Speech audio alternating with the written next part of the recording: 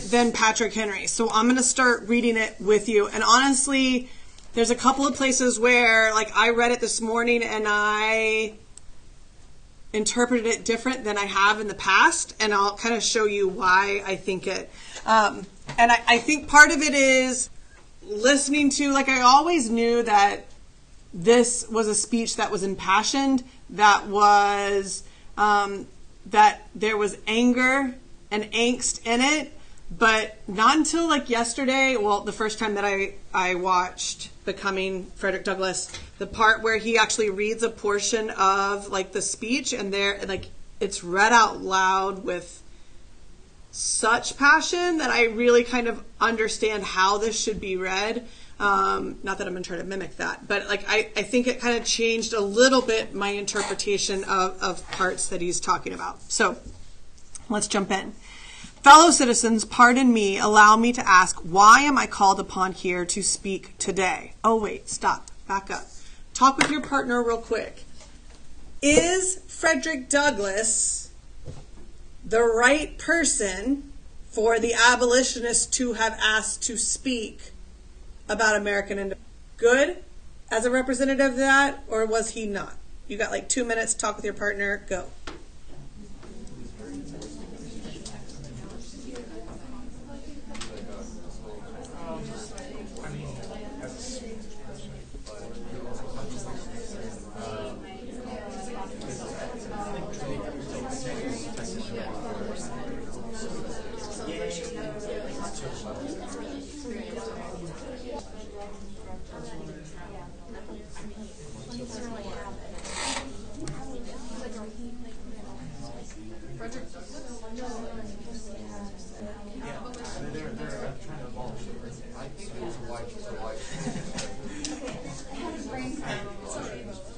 So what do we think? Was he a good representative to speak about American independence, or was he not?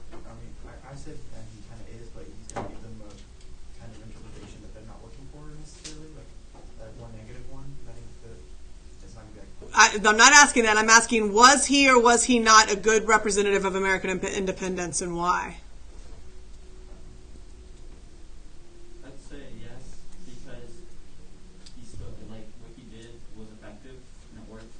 What worked? Well, like the speech of about... It fixed everything afterwards? Well, no, but it helped cause what needed to be fixed. Like, it was a step in the right direction. Oh, okay. Well, good thing he took a step in the right direction. I said yes because we think he has a different perspective on independence. On American independence? Okay. The fight for his own independence. Okay. I think he was a good speaker because he spoke so strongly that even if that he spoke so radically that even he the president, which caused, it was a big influence on him. I'm not talking about the impact of his speech. Y'all are not understanding the question. The question is, was the speech good? The question is, was he the best person to talk about American independence? I say no because he's never really experienced it. Okay.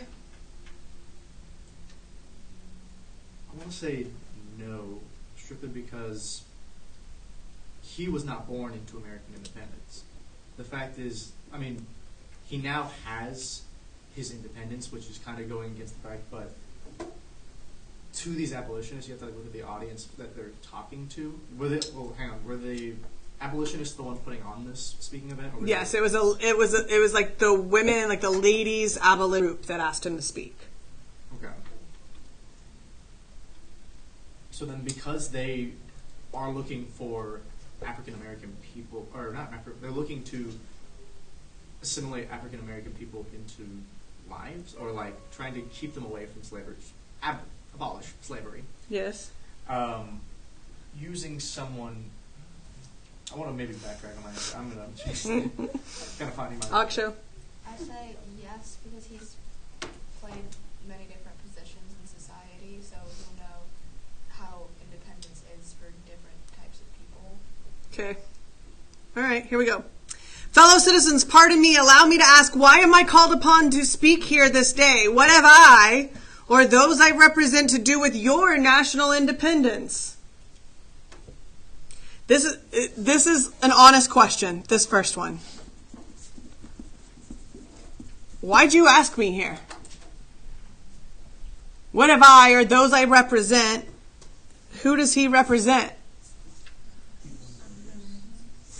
All black people. North, South, enslaved. What do I, or those I represent, have to do with your national independence? Notice that this is now like a separation.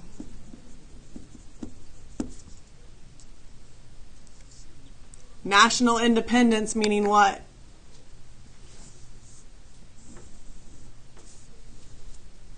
National independence. What are we a nation independent from?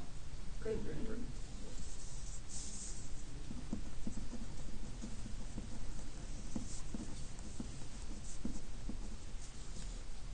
Are the great principles of political freedom and of natural justice embodied in that Declaration of Independence extended to us?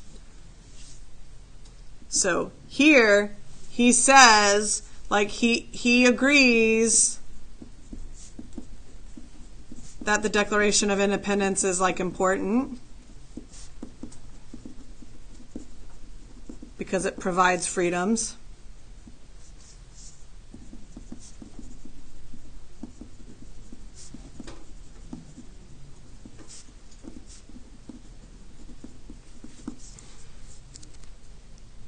Are the great principles of political freedom and in natural justice embodied in the Declaration of Independence extended to us?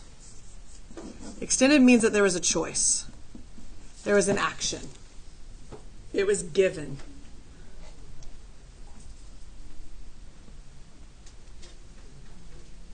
Was it? The answer is no. And am I, therefore, called upon to bring our humble offering to the national altar and to confess the benefits and express devout gratitude for the blessings resulting from your independence to us? All right, so let's talk. What is an offering?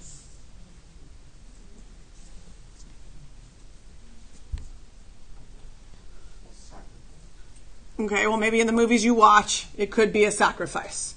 But he's not sacrificing his life or an animal. Is he saying like contribution to the nation? Yeah, I mean, like, but what is an offering? Oh, like giving something? It's a gift, yeah.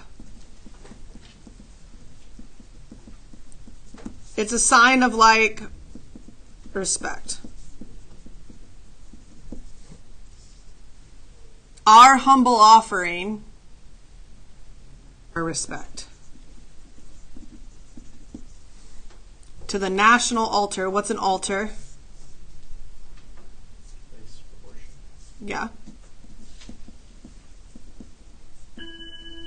So he doesn't mean like that there is a physical altar. I think this idea, the way that I'm interpreting national altar, is this idea of like the celebration, the 4th of July, right? Am I therefore called upon to bring our humble offering to the national altar and to confess, notice what confess means down below, the benefits and express devout gratitude for the blessings resulting from your independence to us? This, I think, is weird.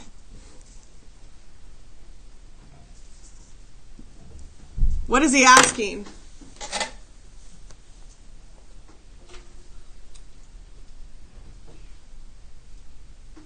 Am I therefore called upon to to confess the benefits and express devout gratitude for the blessings resulting from your independence to us? Am I expected to do what? Celebrate with you. Am I, yeah, do you expect me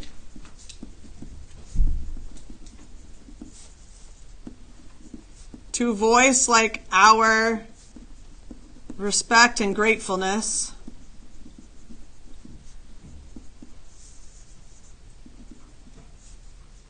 for your independence.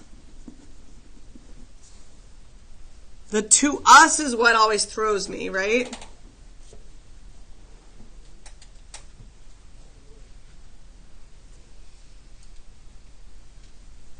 Do you expect me to voice our respect and gratefulness for your independence for us receiving it? So, does Frederick Douglass believe he is the right person to speak about American independence? Absolutely not. I think that within this paragraph and the next, that the documentary yesterday talked about how people in the North, when they saw Frederick Douglass, they saw like a celebrity, a star. So I believe that Frederick Douglass realizes that he's here, right? Who best to talk about American freedom and us wanting the freedom of slavery, right? Go against slavery than somebody who was born into slavery and is now free. But where America gained their separation, their independence from Britain, nobody gave Frederick Douglass his independence. He had to get it himself. It was not gained. It was earned by himself. It was not given. So why am I here to talk about American freedom when I was not part of that and y'all did not give that to me? I am not the person to do this. So he doesn't believe that he is the right person. The next statement is kind of odd. Would to God, both for your sakes and ours, that an affirmative answer could be truthfully returned to these questions. Translate to God with your partner. What does that mean, would to God?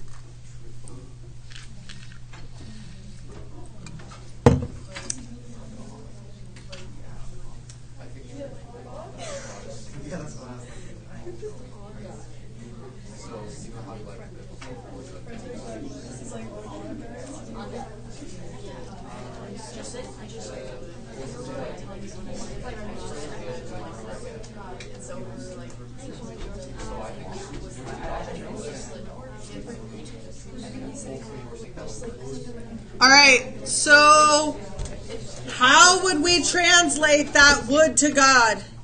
Now. Would truthfully? No. Intentions to God. What does that mean? How would we translate would to God today? Would to God, both for your sakes and ours, that an affirmative answer could be truthfully returned to these questions. Would God accept it? Is it a question? Is there a question at the end of that sentence? Nope. It's not a question. Do you honestly think? That's a question.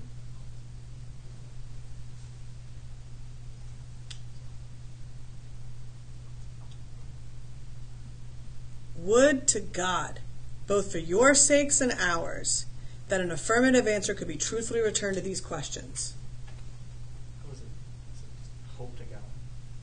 I swear to God. Yeah. Yeah.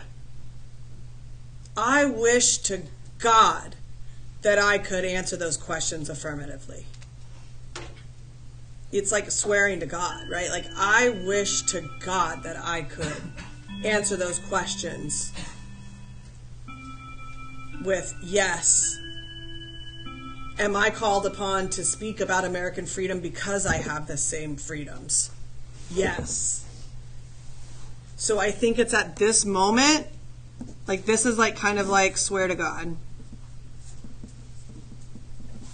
It's at this moment where I think Douglass realizes that he's a tool.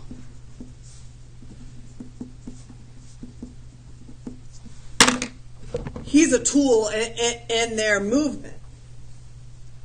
I wish that I could come here and speak. I wish to God that I could sit here and say, Yes, you asked me to speak because there's truly the ability to have true freedom, and I have that freedom. So absolutely, I am the right person to speak about American freedom and American independence.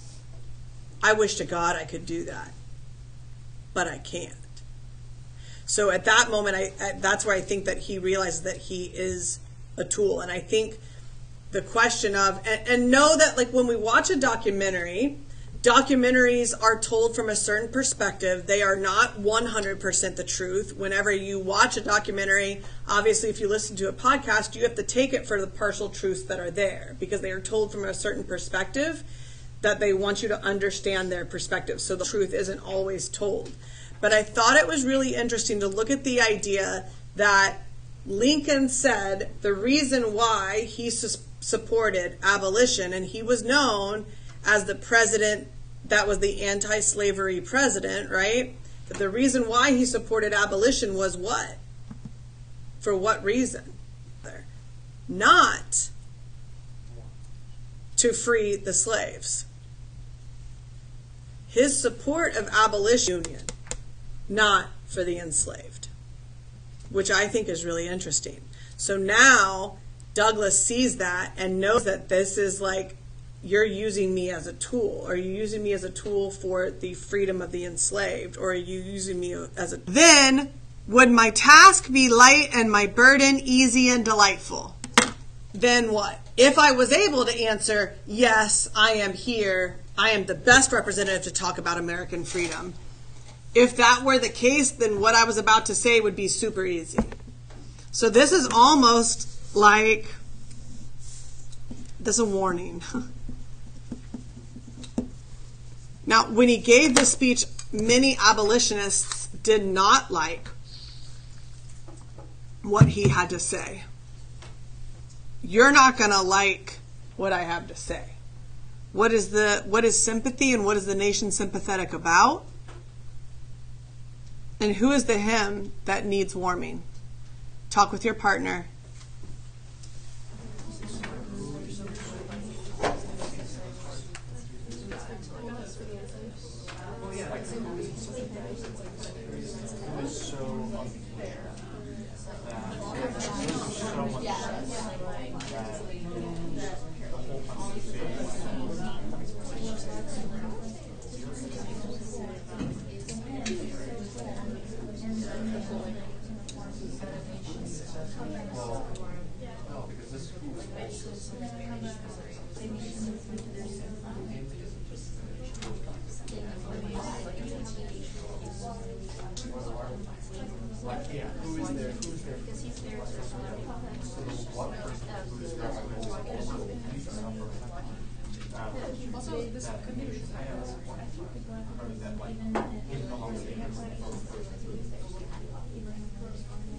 All right, now I'm going to talk to you. You have to make your own notes as we're reading this. I'm done annotating for you. You just have to annotate as we go. What? So much? They're cold? What does it mean? Who is there so cold?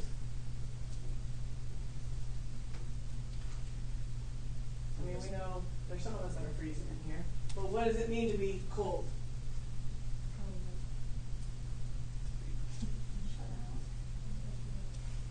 Not shut out. That what? Yeah, you have no emotion. Okay? For who is there so cold that a nation's sympathy, what does sympathy mean? What's the difference between sympathy and empathy? We learned that when we talked about Bush. Sympathy's just like feeling bad. Yep. And, yeah. So sympathy. So what is a nation sympathetic about? Yeah. We're sorry. We're sorry. It's a terrible thing. Yeah, it's bad. For who is there so cold that a nation's sympathy could not warm him? Who's the him? This is where I changed this morning. Who's the him? Going back to like all black people in the North, South, and South. I think it's himself. What? because he's talking about, like, he goes up there and gets invited to this abolition group, and then he's getting all of this sympathy from people, but it's still not enough to, like, make up for any of that. That's kind of how I feel. I feel like the him is Frederick, and see if you're with me on my explanation of what I think these questions are. I think this question is Douglas knowing what the abolitionists are going to ask of him and like why he's saying this. So I feel like these questions are questions that Douglas realizes abolitionists are going to ask. Right? Who are you to not talk about American freedom when you're a black man standing in the North speaking to us? Is our sympathy of saying, like, oh, we don't like this, we need to change this, is that not enough to change your perspective? So I feel like this question is one that Douglas realizes that the audience will ask. I was just going to say, so is he like acknowledging that he's like quote unquote heartless because he's not like accepting the I think that he's letting them realize that he is not heartless, that there is a reason why. just empty. Your sympathy is not enough. That's not enough for me to go, oh, that's sweet. It's not enough for me to say that, yes, American, independence and freedom is a real thing. Your sympathy is not enough to get me to say that. So go to the next question, and I'll see if you're still agreeing with this. Who's so obdurate and dead to the claims of gratitude that would not thankfully acknowledge such priceless benefits? What are the priceless benefits? Priceless benefits of what? Freedom.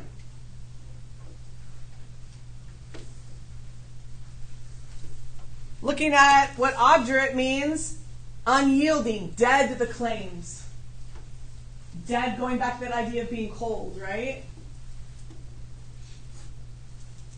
How can you not be thankful for the freedoms that you have being allowed to stand up there and speak in front of us? Who's so obdurate and dead to the claims of gratitude that would not thankfully acknowledge such priceless benefits? You do realize that I was born into slavery and I had to free myself, that y'all didn't come down to the South and go, hey, Frederick, come on up, let's go. Right? So that's the point to where I was like, oh, I think he's talking about himself in the perspective of what he thinks his audience is going to say when they hear that he's not praising American independence and American freedom. The next one is what I think really got me there. Who's so stolid and selfish that would not give his voice to swell the hallelujahs of a nation's jubilee when the chains of servitude had been torn from his limbs? So again, what's a jubilee? It's a celebration. It's usually like a monumental celebration, right? So how dare you not give your voice to celebrate American freedom when you were freed from slavery? And for me, it's that idea that the chains of servitude had been torn from his limbs. Had been torn is an action that is being taken upon somebody by somebody else. Had been torn meaning that somebody else tore those chains from him, implying that he did not have the vital role in freeing himself. And we know that he started to become mentally free when he taught himself how to read and write. That was not done to him. He did that for himself. So when I see that, when the chains of servitude had been torn from his limbs, meaning somebody else did that, I am not that man. That's fun. I am not that person. I am not the one that's going to go, yeah, America is great. Look at all the freedoms that we have. I'm not that man. I'm not the man that's going to rejoice in the idea of American liberty on the 4th of July and how you freed yourself from a tyrant, but yet didn't give me that freedom. I am not that man. Let me give you a second to get caught up on your notes for that part. Share with your partner if you need to.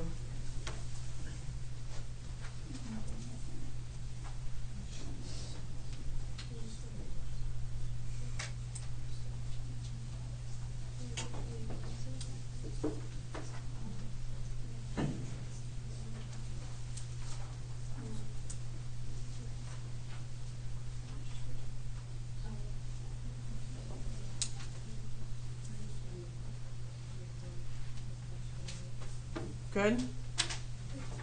I am not that man. In a case like that, the dumb might eloquently speak, and the lame man leap as a hart. So the dumb, look below. What does dumb mean? Mute, not able to speak. Right? The lame man, a lame person is somebody that can't walk, jumps up and leaps like a deer. So those two things we would consider in the Bible as being the mute speaking and the lame man walking. Be a miracle. In that case, if I was that man, that would be a miracle. If I was able to say how great America is.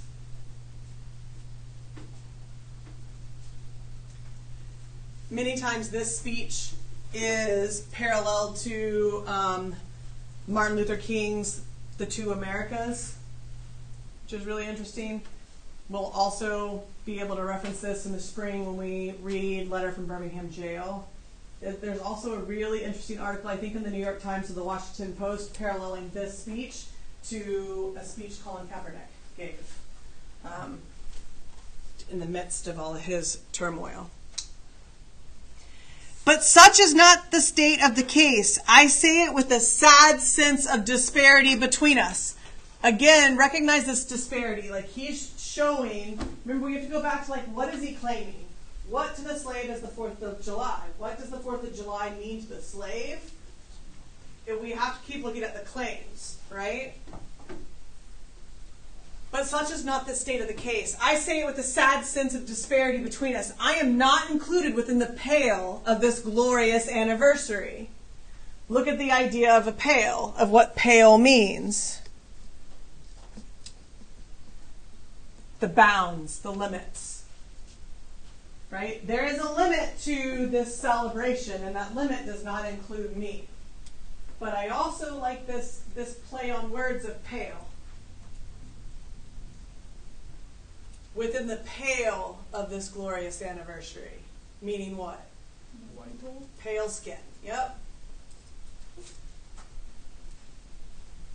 I am not included within this pale of this glorious anniversary. Your high independence only reveals the immeasurable distance between us. The immeasurable distance is more than skin color. The immeasurable distance is more than what you can see. The blessings in which you, this day, rejoice are not enjoyed in common. In common meaning mutual.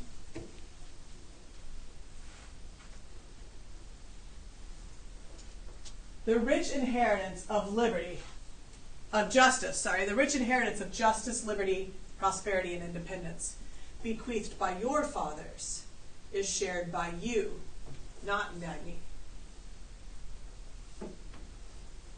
What is an inheritance? Passed down. Passed down. You did not earn it. You were given it. So it's almost like you're celebrating something that you didn't even earn, and you want me to celebrate something that you didn't even earn, but you won't give to me.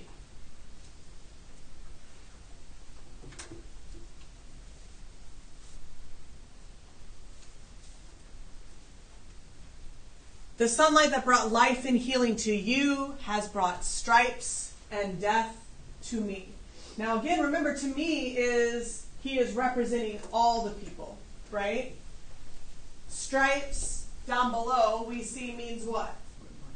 The literal markings on his back. Again, I feel like there's a play in words here, and the stripes of the flag. I feel like that. Those stripes on your flag represent the stripes that are on my back. Because that happened after your independence. You continue to give me my stripes. And remember, Douglas always responded when people would say, well, where did you get your education from? And he says, I wear my diploma on my back. So my education is through my experiences. 4th of July is yours, not mine. You may rejoice, I must mourn. So may rejoice is the option to. So he's like, you're sitting here, this is hypocrisy at its best. When you are celebrating American independence as abolitionists who do not want anybody to be enslaved. That is hypocrisy at its best. So you may rejoice. That's a choice that you're making. I must mourn. I have no option. To drag a man in fetters into the grand illuminated temple of liberty and call upon him to join you in joyous anthems were inhuman mockery and sacrilegious irony. Talk with your partner. Who is the man in fetters? What are the fetters representing? And why would it be a mockery? You got a couple of minutes, ready, set, go.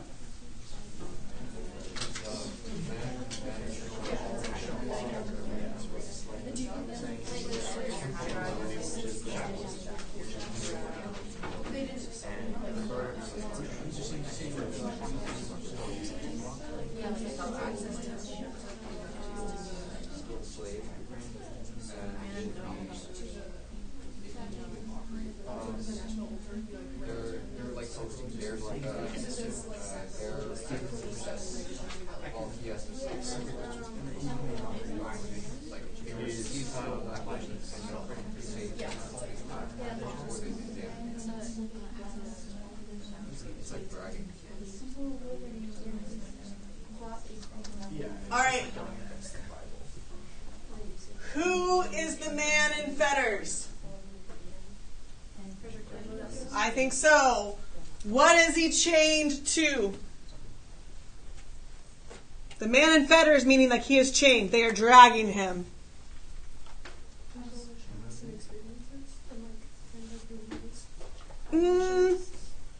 What about abolitionists?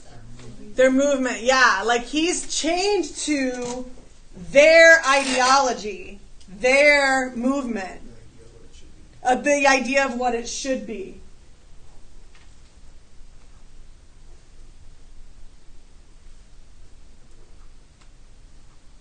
Why is it inhuman mockery and sacrilegious irony? What did people in the South often say to validate the reason why they had slaves?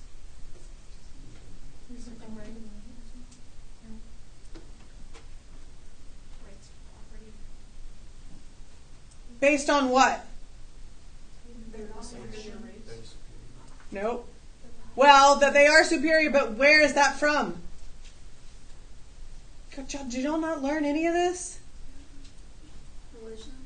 Yes, based on their religion. They quoted the Bible and the story of Ham as to why they were allowed to, why God said that they could that they could enslave people. It was one of the reasons why Frederick Douglass said that he shouldn't be enslaved, because if you were going based on the Bible and the story of Ham, that said that God allowed Ham to enslave someone from another continent, Frederick Douglass was like, I was born here, so that does not follow your biblical theory. And my father supposedly was white. So he's like, if I was born here and my father is white, then your theory of I should be enslaved based on your biblical beliefs is invalid. So those that are in the North, it is sacrilegious irony because you claim that we are free and that we need to be free, yet here you have enslaved me again to speak for your purposes, to show gratitude, just as if I was enslaved and getting one meal a day and one set of clothes for a year, I should show gratitude to my master for that. Here you have enslaved me again by making me show gratitude for something that I don't have. All right. Tomorrow, your job in class is to work with a partner to finish reading and annotating through this. Whatever you don't finish tomorrow, you need to finish tomorrow night. You may not see me, I'm not here in the morning, but I'll be back for your class. All right? There's a big one in the back.